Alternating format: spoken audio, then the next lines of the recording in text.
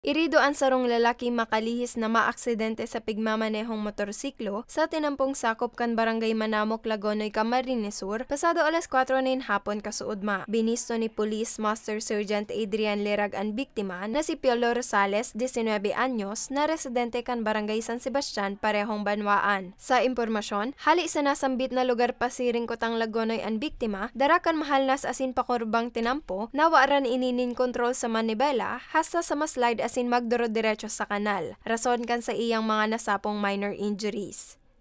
Nananawagan sa ating mga motorista na mag-ingat sa paggamit ng daan, sa pag-drive sa mga madudulas na daan, lalong-lalo na kung maulan. Suriin mabuti ang sasakyan, magamit ng helmet, ng mga protective gears kung kinakailangan, at dapat licensed driver registered ang ating.